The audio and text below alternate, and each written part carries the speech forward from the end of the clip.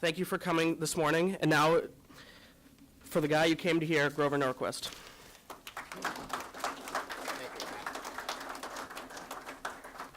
Thank you, Kyle. Okay, the last year has been pretty interesting. We began it after the 2012 election, when the establishment press announced that the Republican Party, and certainly the Reagan Republican Party, had ceased to exist as an entity at the national level. We're a little stronger than that today, and we were never quite in the dire situation they gave. What I'd like to do is talk about sort of where we are and where we're going. We start with an understanding of how the two competing parties operate in the United States. 100 years ago, 50 years ago, 30 years ago. If you were to look at this map, the red states here runs with Republican governors, and both houses Republican, 25 of them, and 13 states blue, Democrat governor, Democrat house. In the red states, if the Republicans can agree in the red states, they can turn their state into Texas or Hong Kong as quickly as they want. If the Democrats agree in the blue states, they can turn themselves into California or Greece as quickly as they want. And they're all moving. The blue states are moving faster than I'd like. The red states are not moving as quickly as I'd like, but they are both moving in dramatically different directions. And when you look at this map, of course, you notice the entire South is red, with the exception of Arkansas, which has both houses Republican and is awaiting a Republican governor. But not too long ago, the two parties were really regional parties. And if somebody told you they were Republican, you were pretty sure they were born north of the Mason-Dixon line, but you didn't know anything about their positions on taxes or spending or foreign policy. And everything was bipartisan. Every fight was between the liberal Republicans and the liberal Democrats fighting the conservative Republicans and the conservative Democrats. And so people who talk about the good old days of bipartisanship in Washington are really telling you how old they are. Because the two parties didn't mean anything. People wore jerseys, but the jerseys didn't tell you which team they were for. During Reagan's lifetime, this sorted out, and we actually have in center-right coalition, the Reagan Republican coalition, a collection of people who are actually moving in one general direction. And to understand the two coalitions, because we're going to come back to how we make more of us and fewer of them, around our table, everybody's there. And think about this in your own activities, the political parties, campaigns that you get involved in. Everyone's around the table because on the issue that moves their vote, not all issues, but the issue that moves their vote, what they want from the government is to be left alone. Go around the table. Taxpayers don't raise my taxes. They don't want to raise other people's taxes. They want their taxes lower. Self-employed people, small businesses, they want to be left alone. They're not asking for government grants. They're not asking for the government to kneecap their competitors. There are businesses that do that. They bat for the other team.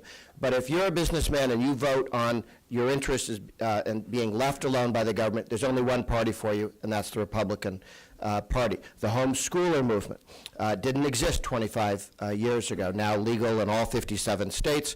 2 million people homeschooling, tremendous step forward for liberty. They want one thing from you. They don't knock on your door on Saturday, right? Hi, we're the homeschool. You should homeschool. They just want to be left alone to homeschool. They're not insisting that they want you to have the right to homeschool because they want the right, but they don't go around telling you to homeschool. And they don't want to have a government program to make people homeschool.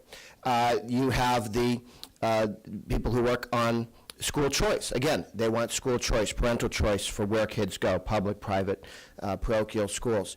You have the various communities of faith. Then this is people for whom, and again, if this is your vote-moving issue, for people for whom the most important thing in their life is practicing their faith and transmitting it to their children, they want the government to leave them alone. They're not asking for Baptist stamps.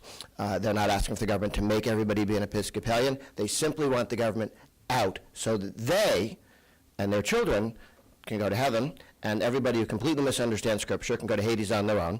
But which is how you end up with a center-right, that the very aggressive secular left has created a more ecumenical right, which simply wishes to be left alone and wants religious liberty. So we can have evangelical Protestants, conservative Catholics, Orthodox Jews, Mormons, Muslims, who, again, don't agree on how you get to heaven or why, but do agree they should be left alone to find their own way, and they want to practice their own faith. So around our, I serve on the board of the National Rifle Association. What do we want? When I wear the NRA hat, we want to be left alone with our Second Amendment rights. We don't go around telling you to become a hunter. We don't insist that every fourth grader in the country in public school be taught books entitled Heather Has Two Hunters. We're just asking to be left alone. So what does the candidate need to do? The candidate stands in the center and says, I'm going to leave your faith alone, your kids alone, your guns alone, your money alone, your business alone, and everybody, as Phyllis Schlafly used to say, everybody can vote for my candidate for their own reason. Okay, so you have one candidate and a whole bunch of people voting for that same candidate for wildly different reasons. And the guy who wants to go to church all day may look across the table at the guy who wants to make money all day and say, that's not how I spend my time. And they both look over at the guy who wants to fondle his guns all day and say, well, that's not what we do with our free time. It's not necessary that everybody in our coalition agree what we do with our free time, what we do with liberty. We just agree we should all be free and be left alone, and then we vote for the same candidate, and we really don't have to, if we don't want to, talk to each other until the next election, okay? It's not necessary that we all live next to each other and there's some 20-point checklist that we all have to agree on everything. Politics of coalitions is or, not and, okay? If this is people who are good on, want to be left alone on taxes, and people want to be left alone on guns, and people want to be left alone on their faith, we want all of those people, if you want to be left alone on guns, or if you want to be left alone on taxes, or if you want to be left alone with your faith, that we want the big surface area of all three circles voting for our candidate. In the middle are the people who are good on everything, okay? Those are the guys we tend to work with in politics. Everybody's in the middle. Everybody's good on everything. And we forget that we only need you on the vote-moving issue. Everything after that's gravy. It's good. It's nice to have. Over time, people come together. The Republican Party, people hadn't thought about the gun issue, come to appreciate the Second Amendment issue, even if they hadn't before. But it's not necessary that everybody live in the center here, okay? If you're going to get 51% of the country, and there aren't three circles, there are dozens, and new issues come up. But my favorite are the people who don't want to ride, well, anyway, they don't want to wear helmets when they ride on motorcycles so they can become organ donors. But it's they want to be left alone in that zone. It's terribly important to them. They vote on it. I'm not going to argue with them. Okay, vote, thank you. See you later. So there are many, many circles, and they change over time as the government's annoying to different people for different things. Now, the left has a coalition as well. Ours is a low-maintenance coalition, because, again, nobody wants anything on a vote-moving issue at the expense of anyone else's vote-moving issue. Can we step into secondary or tertiary issues and have fascinating discussions? Absolutely, yes. But on a vote-moving issue, nobody's pushed away from the table and say you can't have your vote-moving issue by anybody else, okay? There may be different issues, but they're not in conflict. And what the press tends to focus on is when we have arguments on secondary or tertiary issues that are not vote-moving issues for people, but on the right, we can have arguments on talk radio about those issues, which is fine to do. It just isn't a sign that the coalition is about to fall apart, which is what they've been telling us for the last 35 years. You've got all these people with jobs and all these people who go to church. They're going to fight any moment now. Why? Fight about what? Okay. So the left has a similar table that they sit around. Hillary Clinton was once asked when she was running for Senate, made the comments is what the left needs, progressives need, since they ran liberal into the dirt, they've moved to progressive.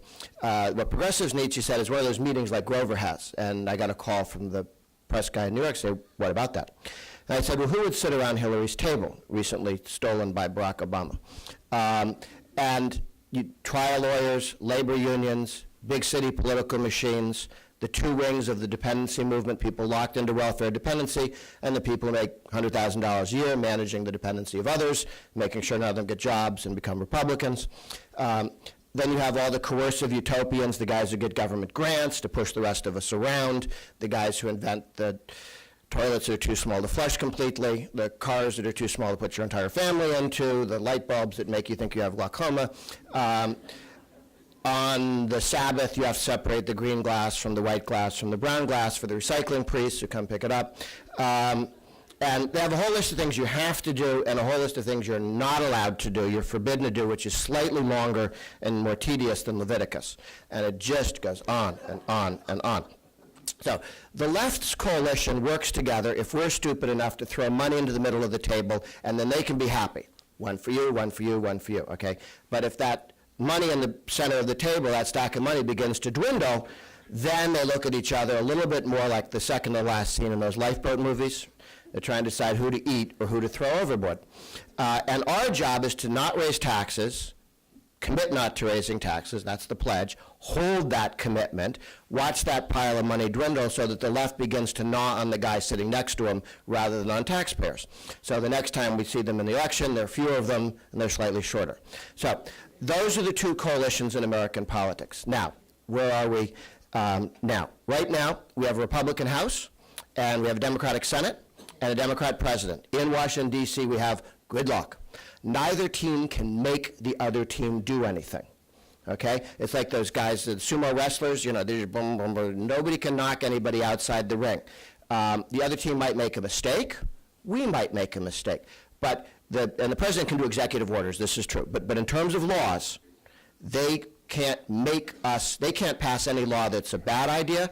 We can't pass any law that's a good idea by ourselves. So it's gridlock. Now, and that's helpful. It's an improvement. It's frustrating when we think of all the things we want to do. It's cheerful when we think of all the things they want to do, and all the things they did for the 2 years when they actually had control of the House and Senate and the presidency, and they're doing stimulus spending and Obamacare and managing, regulating and fixing everything in the banking industry except Fannie and Freddie, who gave us the crisis, but they thought, oh, we better regulate banking. How about these guys? So that all of the stuff, all the massive spending and so on they did. And then they had a list of things they were going to get to, interrupted by the creation of the Tea Party, which added to the modern Republican Party spending. Now, we had created in the Republican Party, and the pledge was a piece of that, an understanding that we will not raise your taxes. We'd send the pledge out to all candidates for office, and we get ivory soap percentages of Republican candidates at the national level to make the pledge not to raise taxes. And the good news is that they keep it. This has been helped a lot by George Herbert Walker Bush, who took the pledge, broke it, and lost as sort of an object lesson, okay? No one's life is a complete waste. Some people serve as bad examples. Okay, children, don't do that. This is the guy who managed the collapse of the Soviet Union without a lot of blood on the floor and kicked Iraq out of Kuwait without getting stuck occupying the place for a decade. I mean, a very successful presidency, except there was one hole in the bottom of the boat. He said he wouldn't raise taxes, and he did, and the boat sank, okay? Republicans took that message home. I wish there might have been an easier way to explain that to people, less painful way than the way it was done, but it did get done. So we're the party who won't raise your taxes. We may invade small countries we can't pronounce. We may do any number of odd things, but we will not raise your taxes. And that's a very, very helpful piece. But as the Bush 43 presidency taught us, it's not sufficient. It's necessary, but not sufficient to limited government. Because we didn't raise taxes. Matter of fact, every year we had a tax cut of some kind, all temporary, many of them small, under Bush, but no tax increases for 8 years of Bush, George W. Bush. But spending drifted up. And controlling spending was not on the list of things that they were focused on. Okay, and I know this from chatting with them at the time and suggesting maybe we should have a metric like that. Oh, that'd be an interesting idea. They didn't do it. It wasn't on their list. 2009, million people went into the streets the week of April 15th in 2009. The Tea Party, plural Tea Parties, people very concerned about spending. And this happened before the tax increases happened. I would have told you a week before the Tea Party explosion, you cannot organize people against spend too much. You have to wait until spend too much becomes a tax increase, and then we've got them. Then you crush them. Then the pitchforks come out and people vote and candidates come out against tax increases which flow from the spend too much, but you can't get people excited about spend too much because I'd seen that not happen for so long. Something happened in 2009. The amount of the spending increase, the rapidity, the sense of there's one big spending thing and then there are a series of others coming down the pike. Something happened, Tea Party came in, and with a gentle 2x4 to the forehead of the Republican Party said, spending two. And that's where we got the second line of defense. The tax pledge, the commitment, the understanding that Republicans don't raise taxes was the first one. The second one that completes the Reagan Revolution was, and don't spend so much. That's where the effort, successful effort to ban earmarks happened. That's where we got the sequester from. That's where we focused on spending restraint, not just not raising taxes and cutting taxes.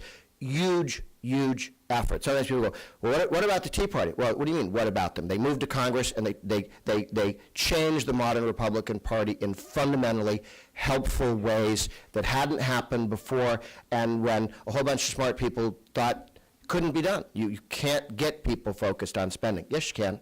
Obama did it. Our great community organizer helped organize our community, and then the Tea Party went to work and showed that that it really happened. So now we have Obama in the presidency, Republican House, Republican Senate, in D.C., logjam. What do? Well, up until recently, everybody knew that what we were going to do someday was have a grand bargain.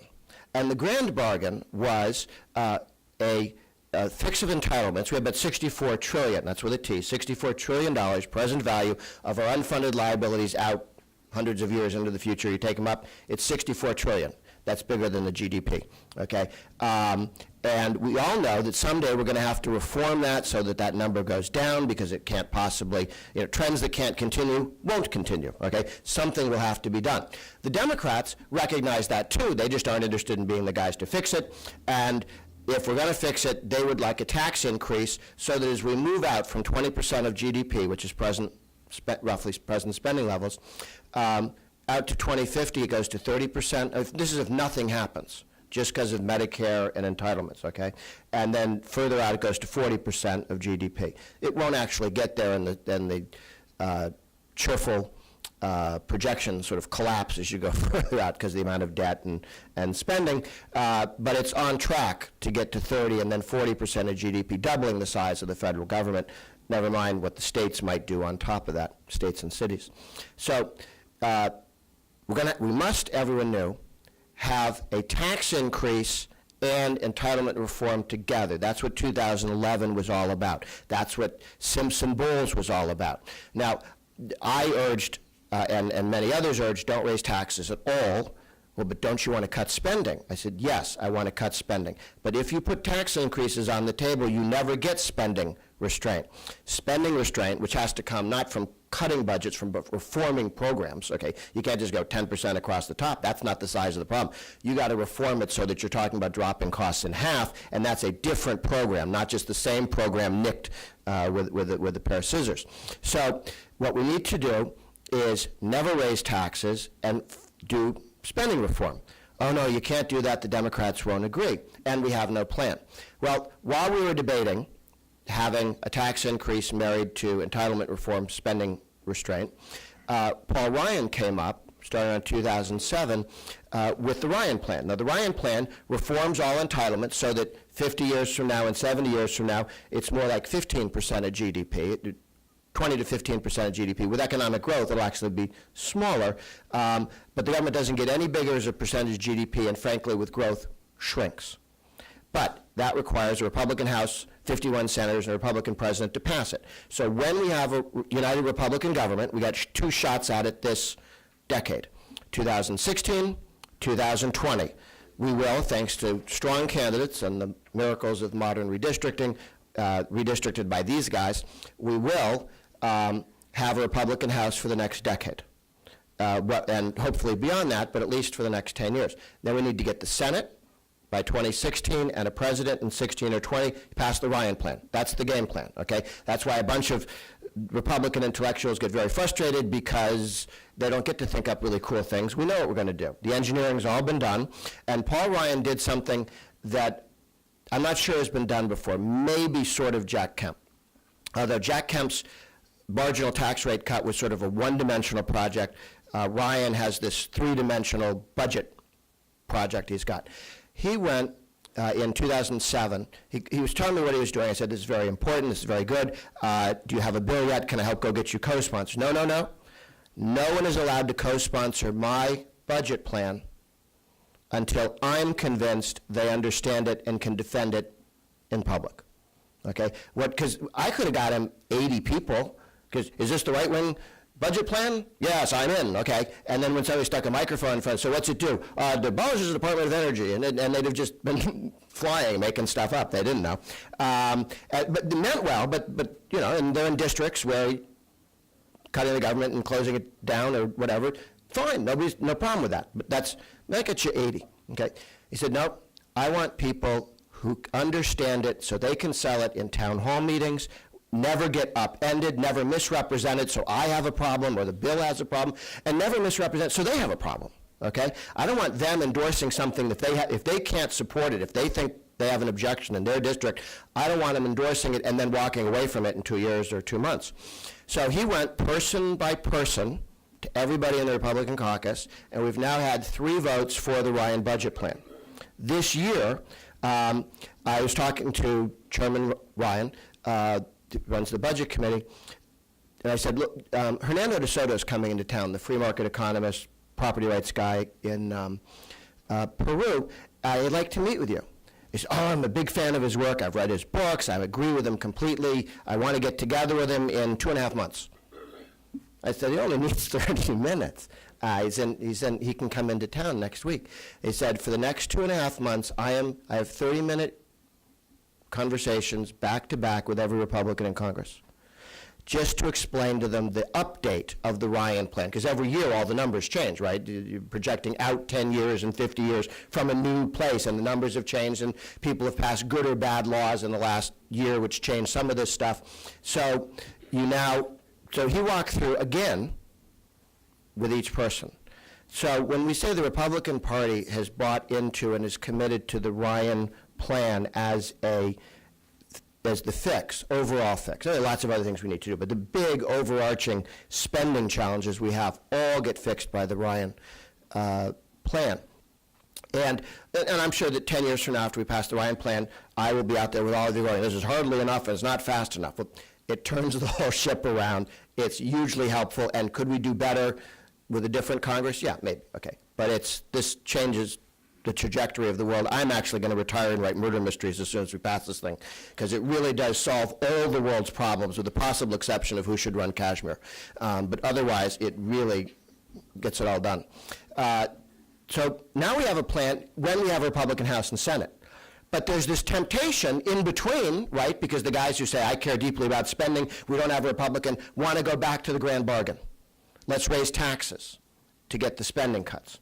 Well, we fix this, Obama fixed this for us. We have the sequester, okay? President Obama, the smartest guy in the universe, made 2 huge strategic mistakes which ended for him his presidency. The first was the sequester. The second was making 85% of the Bush tax cuts permanent. On the sequester, which is just a budget cap, which requires the federal budget to drop its spending about 2%, but because it exempts a lot of the budgets, it's the Pentagon and half other stuff, half Pentagon, half other stuff, it's about 10% budget cut there, 2% on everything else. You look at the charts, spending goes like this, and under a sequester it goes like this.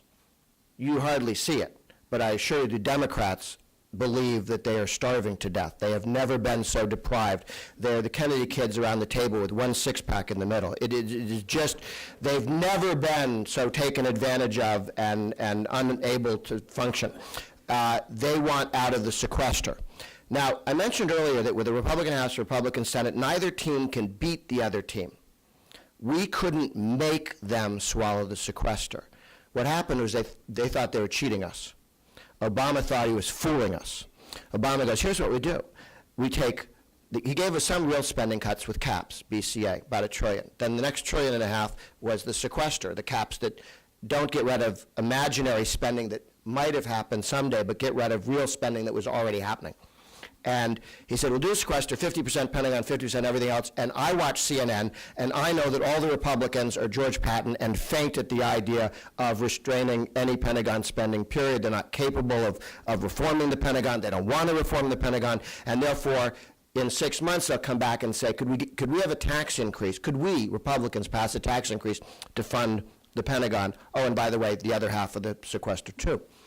Except that didn't happen, okay? Because he was counting, the 20 voices he was counting on TV, 17 of them were columnists.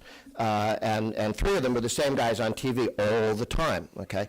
And they're good people. They're just focused on one part of the budget and the economy. So we said, no, the sequester's in. And the Ds have had a pretty good discipline about not talking about how unhappy they're about the sequester publicly. But when you talk to Republican leadership or any guys who go into the White House, all they talk about, business guys go in to talk about the time of day, and they go, we got to get rid of the sequester. The Republicans go in to talk about anything else. We got to get rid of the sequester. They need to get rid of the sequester. They view the sequester as sort of a choke collar that's just killing them. They got to do something about it. So, and Paul Ryan has spoken to this recently. Here's the new deal. We'll wait till we get a Republican House, Senate, President pass the Ryan plan. But if you're ready, because we can't make you do this, but if you're ready to do something on entitlements, we could loosen, not open, not cut, not remove, but loosen the choke collar, the sequester, a little.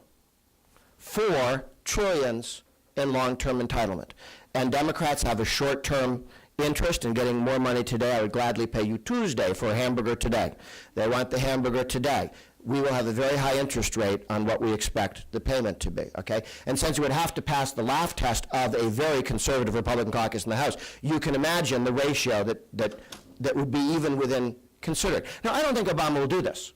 I think the Democrats in the House and Senate, left to their own devices, might well. But we're just reasonable. We'll fix it. But what this does is loosening the choke collar of sequester is now the alternative to a tax increase. So tax increases are off the table. They're not yelling about tax increases. They're not talking about tax increases. The Washington Post advised the Democrats, don't talk about tax increases, which is high praise from the left when they decide, as they do every once in a while, we're not going to do gun control anymore because it's killing us. We're not going to do tax increases. But as we learned with gun control, there are promises that they've learned not to lunge after gun control last as long as they think it's a losing issue. And the moment they think the door's open, they're right back at your throat, okay? So I'm not under an illusion that we've won some permanent victory against the left's interest in tax increases. In fact, they'll be back when they can. The pledge will be there to meet them as a guardrail to stop them from pushing us back. So we went from tax increases for entitlements to a Republican plan that when we govern, we know what we're doing. We're not going to have to sit around, as they did in the Bush years. I mean, they literally, remember that strategery group? After the tax increase, they then sat around and said, what do we do next? They didn't have a list of things they wanted to do. That's what I come up with when I lie awake at night. What would those other guys think? They didn't have a list of things they wanted to do. They're just waiting for incoming projects in the world to tell them what to do. I found it amazing. So Ryan has drafted a game plan which could consume a first year of any president in a House and Senate and change the direction of the country, after which everything else is gravy. So that's where we are. So what do we do while we plan for, work for a Republican House, Senate presidency? Well, that's what this is, okay? Put this on your refrigerator. It's not just to cheer you up. It lets you know where and what we can do when, okay? If you have a good idea, if you've got passed a good idea in one state, take a look at the other red states. How do we move it through the red states? How do we play defense in blue states? Again, 25 red states with 165 million people. The majority of the country live under Republican governance. That changes, unfortunately, with the change in Virginia, but just for one state. Still have the majority of the country living under Republican leadership. The left-of-center writer, Bertolt Brecht, in 1953, there was a revolt by the workers in East Germany, which was a little disconcerting for small c communists like Bertolt Brecht, because communism was supposed to be the workers' paradise, and there you have the workers revolting, and how do you explain this? And you may remember his quotation, which is, "It seems to me we need to elect a new people." Don't need a new government, need a new people, need to elect a new people. And I don't know whether he was self-aware and mocking himself, or whether that's as good as he could come up with, but the quote stands, and it's a good analysis. What do we do between now and the rest of this decade? We elect ourselves a new people. And this is what the left has been trying to do. If the left can get you on welfare writ large, if they can make you dependent, they have changed the nature of the person and the voter and what moves them. That's why their goals are always, and again, think of the two competing coalitions. The Democrats want people dependent on state power and state favors. And the more government employees you have, the more Democrats you have. The more people getting checks from the government, the more leverage they have on voters. It changes who you are. Our team wants people who are independent and self-contained, and who run their own lives, and who don't want anything from the government beyond being left alone. So, some examples. We have today 2 million people who homeschool. 30 years ago, it was illegal in virtually every state. Those are 2 million people. When they wake up in the morning, one of the most important things that they do is educate their own kids, make the sacrifice on homeschooling. The Democrats, run by the teachers union, want to take that away from them. They know that. That is a different human being than the person who is told, well, you live there, you go to that school, sit down, shut up, go away. Add to that, in Louisiana, they just passed a law, about 400,000 people can have a voucher for what the state spends on education. It's $5,000, take it to any school they want. About 500,000 kids in Indiana, 200,000 to 300,000 in Arizona. All those vouchers are about $5,000. Mother with 4 kids has $20,000 sitting in front of her. She can take that to any school, public, parochial, private, and say, I'd like my kid to go, I got $5,000, okay? And they're treated differently. Now that person is told, oh, well, you live on this street, you go to that school, I don't have to talk to you, go away. The person who walks around with $20,000 in their pocket is a different human being. It's not the same person. The Democrats want to take that away from them. How do you think they vote? Okay? This changes the nature of who people are. Remember when Maggie Thatcher was Prime Minister, whatever they have, it's some foreign country. Princess, something. She was Prime Minister over in Britain, and they passed a law to allow people who were in government-run housing, council housing, to buy their houses. Okay, so now they owned their houses. And the Labor Party ran a campaign saying, if we get reelected, we're going to take back all the council housings. And people who had been Labor voters all their lives voted for Maggie Thatcher, and she won a critical reelection that was an otherwise tough race for her, with tens and maybe hundreds of thousands of people shifting their votes on that issue. They'd been given a freedom, and the left was going to take it away. The more we can expand liberty in the red states, the more people have to lose. You give them new liberties. Homeschooling, vouchers for education, scholarships. There are 9.3 million Americans with concealed carry permits in the United States. 9.3 million Americans. Again, that really started that movement in terms of large numbers in Florida back 30 years ago. I mean, this is a more recent phenomenon. It didn't exist in numbers. Now 9.3 million. The Democrats want to take that away. Now, I like hunters, okay? I'm on the board of directors of the NRA. Every year for a couple weekends, hunters go annoy Bambi's relatives for several weekends. But the Second Amendment rests on the people who carry a gun in the small of their back, in their car, in their purse, every day. This is part of their life. This is who they are, okay? I know there's some parts of the country where you can go hunting every day, but for most people, the political oomph behind the gun rights thing is now moving from people with concealed carry permits, in addition to the traditional interest in hunting. So, again, you created people who are different. The old style as well, something goes wrong, The government will come and I'll have a guy on write this little chalk mark all around my body. That would be very helpful. No, I think I'm in charge of these decisions, okay? Changes the nature of who people are. Kansas, North Carolina are getting rid of their state income taxes. They took big bites out of it in the last year and a half. Okay, you get to zero state income tax, you change the nature of the relationship between citizen and state.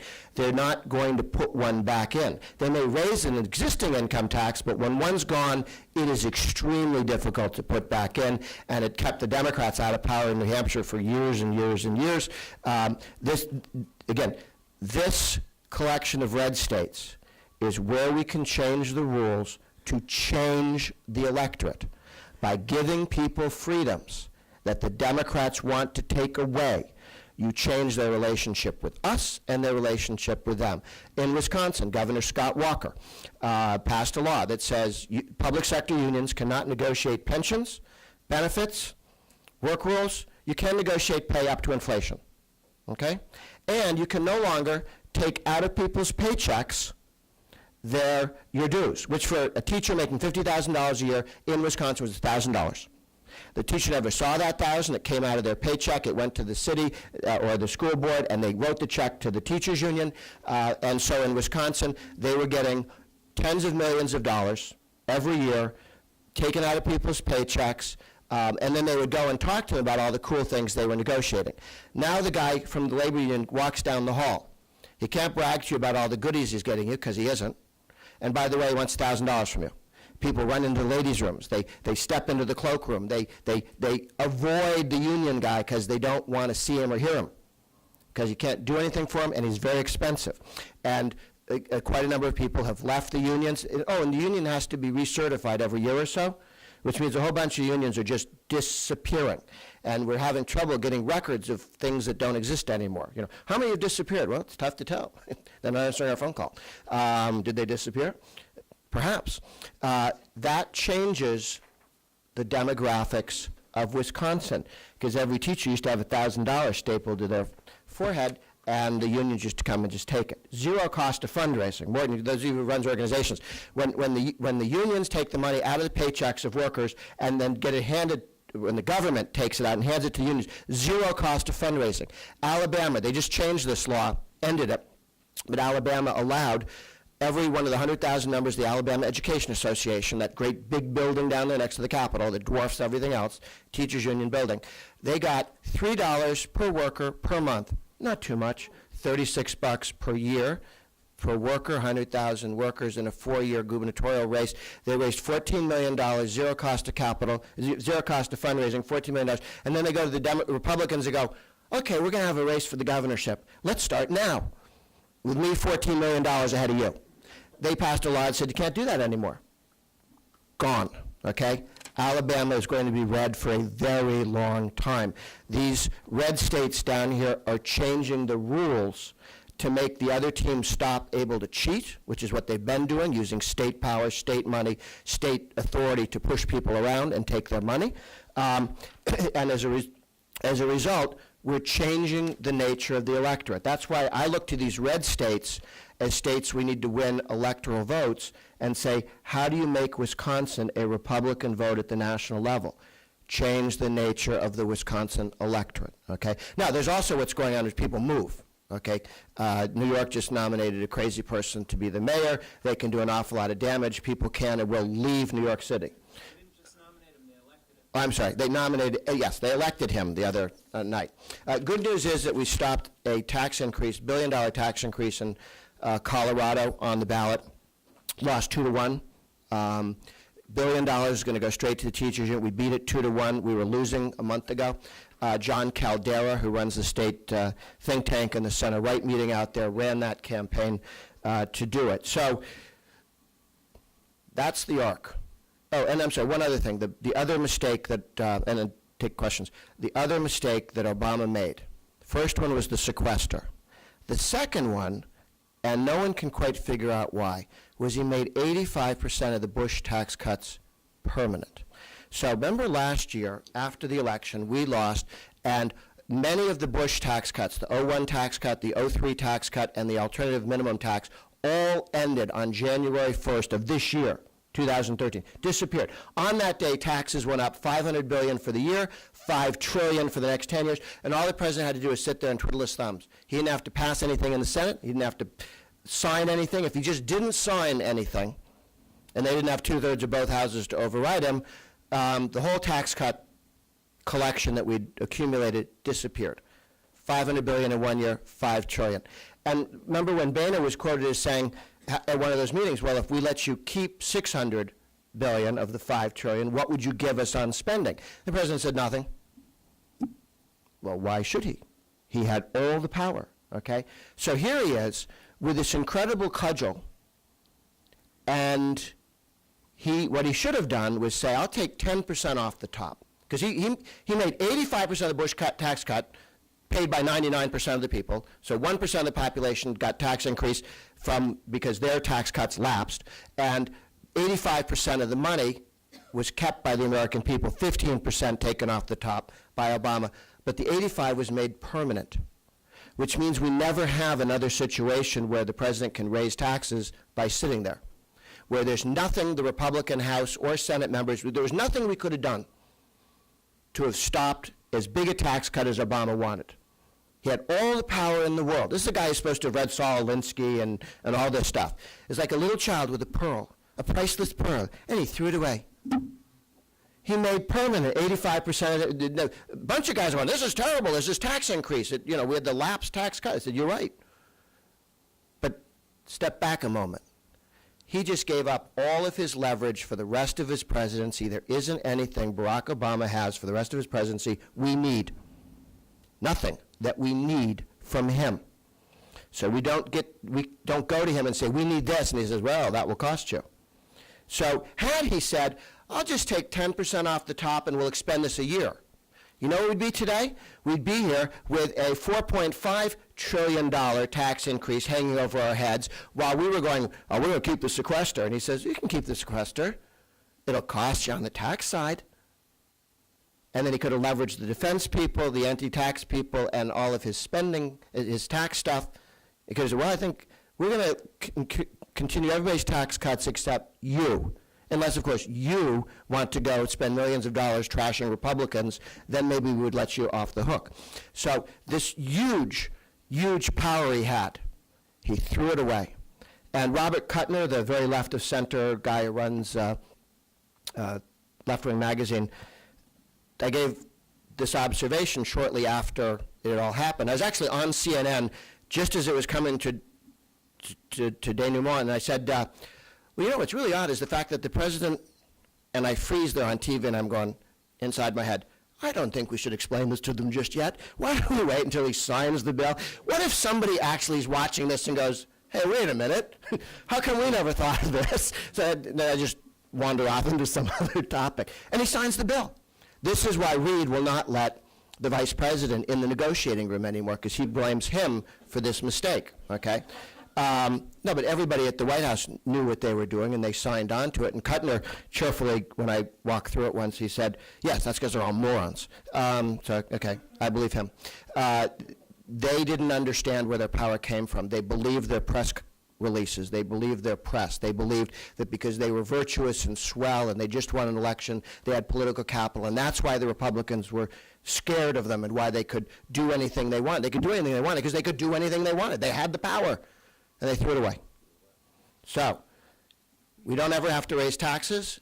We hold the sequester. We don't ever have to let them spend money. We hold those two ramparts, and then everything that we can get between now and when this guy goes, they may come to us and say, we're kind of concerned about all this Obamacare stuff. What if we were to delay this or that? Well, we could help you on your problem, but there are certain things we want, okay? When two people have a veto, the guy who wants something loses. You don't want to be the guy who walks to the middle and said, I need something. You wait. You let the other guy come to you and say, I'm a little concerned about this. I'd like to, well, we would love to solve your problem. But first we have to solve the American people's problem on Obamacare. And there you delay it, you fix it, you poke holes in it, you figure out how to do something useful that makes them shorter, smaller, fewer, and us bigger, tougher, more independent, and more numerous. That's the next 25 years of American politics. We passed in the next 10 years, we passed the Ryan Plan, and we expand the number of red states. West Virginia is a blue state now. It's going to be a red state. We need to work on making Virginia a solid red state. Watch Arkansas, watch Missouri move forward. Watch Montana move forward as well. I mean, I'm much more enthusiastic about us picking up more red states than them picking up more blue states. I consider New York blue, even though they technically have a Republican state Senate. I'm not sure I counted or that you would. Questions, thoughts? Yes, in the back. We got a microphone, name. My name is Barbara Dello, and I come from the Catholic perspective. I'm one of the Catholic vote, the Reagan Democrats, so to speak. And I think this is a critical coalition for your independent on religious issues. I find the liberty language and rhetoric rather uncompassionate. And this will be a real problem with appeal to Catholic voters, particularly in areas like Pennsylvania. Do you have planned how to explain how the liberty movement would be good for the American people and your average working class person? Yes, so there are two parts to that, and you're quite right. Look, voters are like consumers, and in business they teach you the consumer's always right. Why? Because he has the money and you'd like it, and if he wants a pink car, not a black car, he's right. You may say to him, but the pink car looks stupid. He wants the pink car, he's right, okay? If a voter is moved by certain different approaches, you need to speak to them in their language and their understanding on behalf of liberty. And I would argue that in all circumstances, moving towards giving people more choices and more liberty is more compassionate, helps strengthen their family, helps strengthen all the traditional values that one cherishes, and that this isn't, but you're quite right, different people need to hear it said in different ways. And this is where Senator Santorum of Pennsylvania, I think, is doing a good job in speaking the language of liberty and economic growth in a way that resonates with people who want to hear compassion, okay? Just because the Democrats use a word does not mean it's a bad idea. Remember the whole nuke the whales thing? Well, they're in favor of whales and against nukes, so we're for nuking the whales. Well, not necessarily. We'll think about it, but not necessarily. And so we need to have many, many voices, many, many doors into the modern center-right, Reagan, Republican, conservative movement. But what's interesting is I've been working with the Catholic leadership, the Mormon leadership, the evangelical leadership on a number of issues, and all of these groups independently said to me, they said, you know, we're shifting everything towards religious liberty because that's what we see endangered and that's what we see important. So there's going to be on a religious liberty, on the liberty issue, you're going to see more emphasis out of the various churches on religious liberties, which I think is helpful and uniting and terribly ecumenical. But I agree with you on we have to understand how we sound, not to ourselves, but to people who are open to us and people who don't like us. There's no reason to unnecessarily provoke a sleeping Bolshevik. Okay? Jumping up and down, poke, poke, poke, he gets up and he hits you on the head. You don't need that. Sleep. So it's fun to say outrageous things among friends, but if you poke a sleeping Bolshevik, you've got an awake Bolshevik. You don't need that. And independents who aren't with us and therefore don't understand exactly the rhetoric and the themes and remember when how surprised we were when our friend Romney talked about being a severe conservative. You just heard that and you go, he's never been in a room with conservatives, has he? No, I mean, people can have, I'm very conservative, I'm strongly conservative. I have never in my life, in talking to conservatives, or even liberals, heard anyone use the term severely conservative, okay? You have a severe wound, but severely conservative, and there are other things that people hear that tell them, you don't know anyone I know, you don't talk like people I know. The movement needs many spokesmen who get the difference when they talk to various communities. Last question here, sorry. Yeah, that gentleman right there, the guy who stood up. Okay, pay no attention to me. You make the decision. Okay. Grover, we just had millions of people get... Mic up. Can you hear me now? Yes. We've just had millions of people receive cancellation notices from their health insurance at the same time that merely thousands have... Ice cream cone.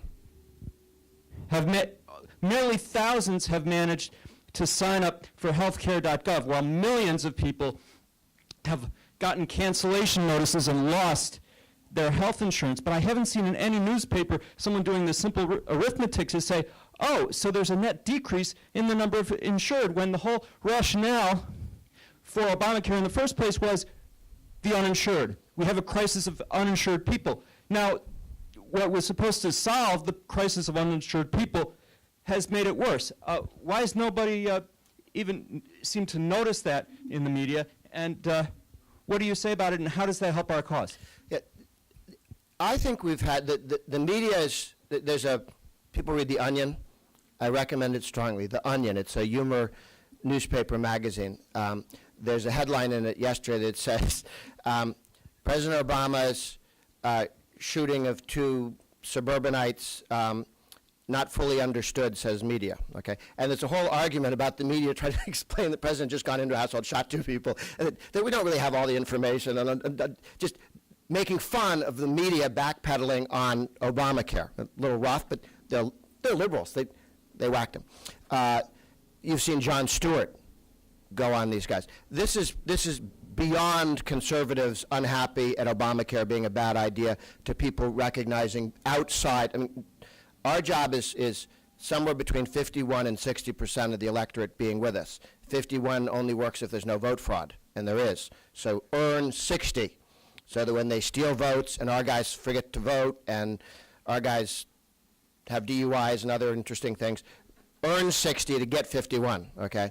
And sometimes they run handsome candidates and stuff, or attractive candidates that we wish they didn't. Earn 60% of the electorate. We are doing well on this issue. We need to stay focused on it, not to solve the problem that Obamacare has. I'm not crazy about the idea, let's fix I wish they'd fix the computer, the website, right? It's like the old story of the two guys that are about to be guillotined in France, and the first guy goes up and they put him down, the guillotine comes down, and inches from his neck it stops, and they announce a miracle, and they allow him to go, you've been saved, and act of God, that's it. And the second guy, who's an engineer, says, oh, I think I see your problem. Okay, we shouldn't be that second guy going, here's how you make the funnel into Obamacare work.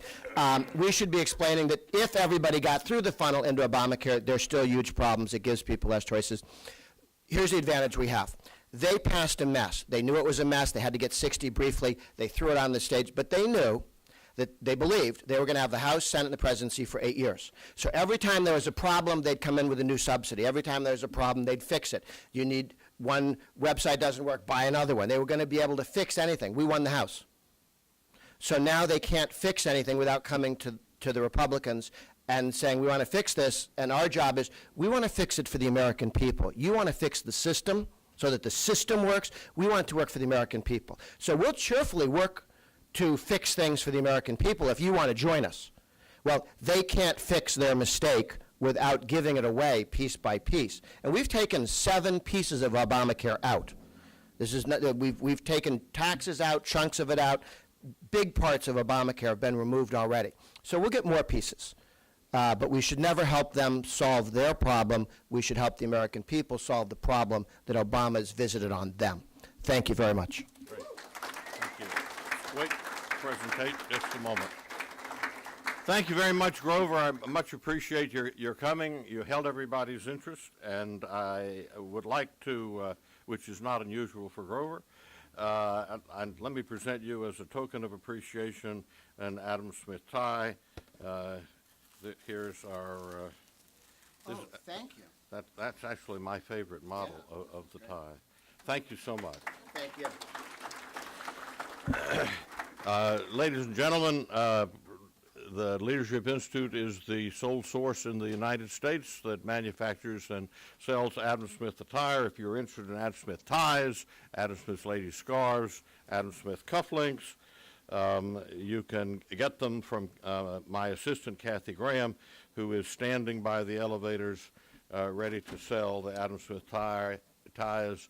Thank you for coming, and I urge you to come here next month for our Wednesday Wake Up Club breakfast. Thank you.